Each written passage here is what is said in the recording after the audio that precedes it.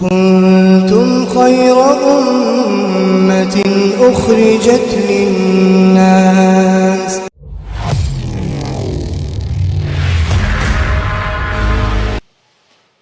نحمدہ ونصلی علی رسولہ الکریم، اما بعد۔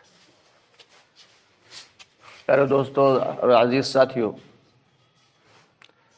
اللہ رب العالمین کا بے حد شکر احسان اور کرم ہے کہ اللہ تعالیٰ نے ہم سب کو ایک عظیم مجلس میں بیٹھنے کی توفیق عطا فرمائی۔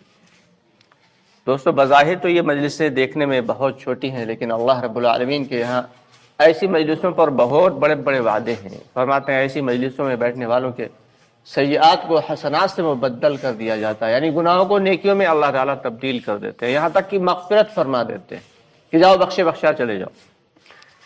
اب اندازہ لگائیں کہ یہ چھوٹی چھوٹی سی جو مجلسیں دین کی ہیں، ان کی اللہ کی نگاہ میں کیا اہمیت ہے۔ ایسی مجلسوں میں بیٹھ کے ایمان کے مذاکروں کو کرنا ہے، یہاں پہ کوئی وعظ و تقریر کرنا مقصد نہیں دوستو۔ اپنے ایمان کو بنانے کے لیے، اپنے ایمان کو بڑھانے کے لیے صحابہ کرام رضی اللہ تعالیٰ عنہ مجمعین بھی آپس میں بیٹھ کے مذاکرہ کرتے تھے کہ ایمان کی باتوں کو سننا، ایمان کی باتوں کو بولنا اور اللہ کی مخلوقات میں غور و فکر کرنا، یہ ایمان کو بڑھانے کے 3 طریقے ہیں۔ اللہ کی بڑائی کو، اللہ کی کبریائی کو، اللہ کی قدرت کو، اللہ کی ربوبیت کو اتنا زیادہ بولنا اور اتنا زیادہ اس پر غور و فکر کرنا اللہ کی مخلوقات میں، اور اتنا زیادہ سننا اللہ کی بڑائی کو کہ وہ بڑائی دل کے اندر اتر جائے۔ دوستو، زبان سے تو ہم سبھی یہ کہہ دیتے ہیں کہ ہاں بے شک اللہ سے ہوتا، لیکن کیا ہوتا ہے دل میں؟ یہ ہوتا ہے کہ اگر دکان نہیں کھولیں گے تو کھائیں گے کیا؟ تو ایک ہوتا ہے یقین، ایک ہوتا ہے ڈھول مول یقین۔ یقین کیا ہے کہ چڑیوں کا یقین اللہ کی ذات سے جڑا ہوا ہے، گھونسلے سے نکلی انہیں پکا یقین ہے کہ اللہ تعالیٰ خالی پیٹ گھونسلے میں نہیں جانے دیں گے۔ ہمارا یقین، اللہ معاف کرے کہ زبان سے تو ہم سب یہ کہتے ہیں کہ اللہ ہی کھلاتا ہے، اللہ ہی پلاتا ہے، اللہ ہی مارتا ہے، اللہ ہی جلاتا ہے، لیکن یہاں پہ خدا نخواستہ ابھی ایک سانپ نکل آیا۔ دیکھیے مجمع میں کیسے بھگ رہا مسجد، شاید سب سے آگے بھاگنے والوں میں خود ہی ہوں۔ تو اس سے کیا پتا چلا کہ یقین دل کے اندر ہمارے نہیں۔ ایک صحابی ہے، چلے جا رہے ہیں، دیکھا مدینے میں ایک گلی میں ایک شیر کھڑا ہوا ہے اور لوگ جو ہے کنارے کھڑے ہوئے، رکے ہوئے۔ اب جو ہے لوگ شیر کے ڈر کی وجہ سے آگے نہیں بڑھ رہے۔ صحابی پہنچے، شیر کا کان پکڑا، ایک تماچا مارا اور کہا تو یہاں کیا کرنے آ گیا؟ چل جنگل کی طرف جا۔ اس کے بعد فرمایا کہ جو شخص اللہ رب العالمین سے ڈرتا ہے، مخلوقات اس سے ڈرتی ہے، چاہے وہ شیر ہو اور چاہے وہ کوئی دوسری مخلوق۔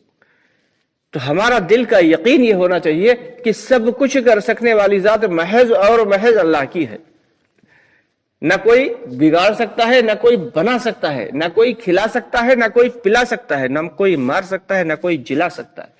سب کچھ کر سکنے والی ذات اللہ کی ہے، اور یہ سارے کے سارے اسباب جو ہیں یہ ہماری امتحان کے لیے ہے کہ انسان کا جو ہے بی پی بڑھا اور اسے برین ہیمریج ہوا اور وہ مر گیا، تو کیا ہے؟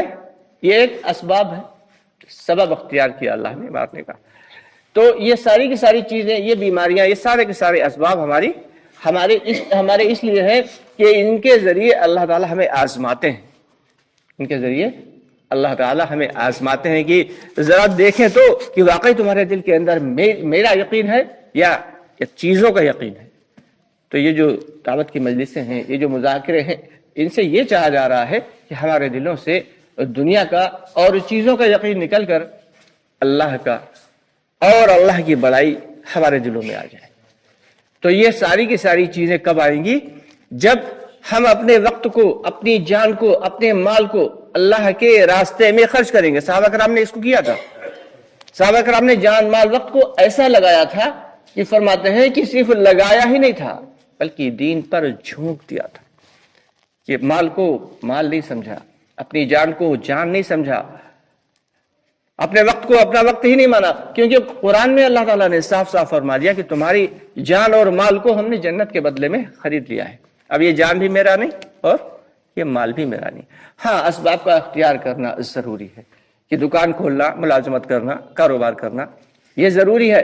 صرف ٹوپی مسلح لے کے اور مسجد میں بیٹھ جانا اور اللہ ہی دے گا اور من و سلوہ اتار دے گا، یہ جہالت ہے. اسباب کا انکار کرنا یہ جہالت ہے، لیکن اسباب پر یقین رکھنا یہ شرک ہے، اور شرک اللہ تعالیٰ کو بالکل پسند نہیں. کہ ہم کاروبار کر رہے ہیں، کانوں میں آواز پڑی حی علی الصلاۃ، ہم سیدھے مسجد کی طرف جائیں، حی علی الفلاح. کامیابی تو یہی ہے. کاروبار کر رہے ہیں، پڑوس میں غیر ایمان والا بھی ہے، اب 2 دکانیں آس پاس ہیں اور ہم بھی نہیں گئے مسجد، اذان کی آواز سنی اور وہ بھی نہیں گیا. اب بتائیں ہم میں اس میں فرق کیا ہے؟ کہ ایمان اور غیر ایمان والے میں کیا فرق ہے؟ نماز کا ہی تو فرق ہے کہ وہ بھی نہیں گیا اور ہم بھی نہیں گیا. اب ہمیں اس میں کیا فرق ہے؟ ہم اپنے آپ کو بڑے فخر سے کہیں کہ الحمدللہ ہم ایمان والے. ہاں اس سے بے شک انکار نہیں کیا جا سکتا، یقیناً ہم ایمان والے ہیں، لیکن وہ ایمان جو اللہ کو مقصود ہے، وہ ایمان جو اللہ کو مطلوب ہے، وہ ایمان ہمارا کہاں ہے؟ وہ کیسے بنے گا؟ اسی کے لیے یہ محنت ہے دوستو. گھروں کو چھڑانا، کاروبار چھڑانا، بیوی بچوں کو چھڑانا یہ مقصد نہیں ہے، بلکہ مقصد یہ ہے کہ ہمارے اندر یہ فکر پیدا ہو جائے کہ کیسے ہماری آخرت بن جائے. اصل چیز آخرت ہے، دنیا نہیں ہے. دنیا تو ایک جو بادشاہ ہے اس کی بھی دنیا دھیرے دھیرے کر کے ختم ہو رہی ہے، اور جو بھکاری ہے اس کی بھی دنیا دھیرے دھیرے کر کے ختم ہو رہی ہے، اس کی بھی زندگی ختم ہو رہی ہے اور اس کی بھی زندگی ختم ہو رہی ہے. لیکن جیسے کسی برف کی سلی کو سڑک پر 20 سڑک پہ ڈال دیا جائے، کچی سڑک ہو، تو جیسے جیسے وہ پگھلے گی سلی، جو ہے برف کی سلی پگھلے گی تو وہ کیچڑ پیدا کرے گی، لوگ اس سے پھسلیں گے، اس سے گریں گے. وہی برف کی سلی کو اٹھا کے گرمیوں کے موسم میں اگر کسی بڑے ٹب میں ڈال دیا جائے اور تو لوگ اس سے پانی پیئیں گے اور ان کے جو ہے سینے سیراب ہوں گے، ان کی پیاس بجھے گی. تو ہماری زندگی کیا ہے؟ وہ برف کی سلی کی مانند ہے، دھیرے دھیرے کر کے یہ ختم ہو رہی ہے. اگر ہم اپنی زندگی کا صحیح استعمال کر لیں گے تو پھر کیا ہے؟ یہ ہمارے لیے دنیا اور آخرت دونوں میں کامیابی کا ذریعہ بن جائے گی. اور یہی زندگی اگر ہم اس کا صحیح استعمال نہیں کریں گے تو پھر اللہ حفاظت فرمائے، پھر اللہ تعالیٰ کے کوئی وعدے نہیں ہیں. صحابہ کرام رضی اللہ تعالیٰ عنہم اجمعین نے اس بات کو سیکھ لیا تھا، سمجھ لیا تھا. اسی لیے جب وہ کلمہ پڑھتے تھے لا الہ الا اللہ، وہ جلدی نہیں پڑھتے تھے، لیکن جب پڑھتے تھے تو ایمان ان کے دل میں ایسا رچ جاتا تھا، ایسا بس جاتا تھا کہ کیا کہنے. کہ مدینہ کے پڑوس میں ایک پہاڑ تھا، وہاں سے وہ پہاڑ میں سے جو ہے جوالا مکھی پھٹ گیا اور جو ہے آتش فشاں پھٹا تو اس کی آگ اور لاوا تیزی سے مدینے کی طرف بڑھا. حضرت علی رضی اللہ عنہ نے اس وقت جو ہے فرمایا حضرت تمیم بن داری رحمۃ اللہ علیہ سے کہ جاؤ تمیم بن داری جاؤ اس آگ اور لاوے کو روکو. تمیم بن داری رحمۃ اللہ علیہ گئے اور ایسے ایسے ہاتھ سے سمیٹتے، جبکہ پتھر کا لاوا جو ہوتا ہے، جو آتش فشاں کا لاوا اتنا زیادہ گرم ہوتا ہے کہ جس علاقے سے میں وہ گر آتا ہے پھٹتا ہے تو اس علاقے میں پھر کوئی فصل نہیں اگتی، ایسا زبردست. تو اسے ہاتھ سے سمیٹتے چلے جاتے تھے اور جا کے اس کو، اور جہاں سے وہ لاوا نکلا تھا وہیں پہ بند کیا، اس کے اوپر اٹھا کے پتھر رکھ دیا. اس کے بعد سے پھر وہ آتش فشاں کبھی نہیں پھٹا.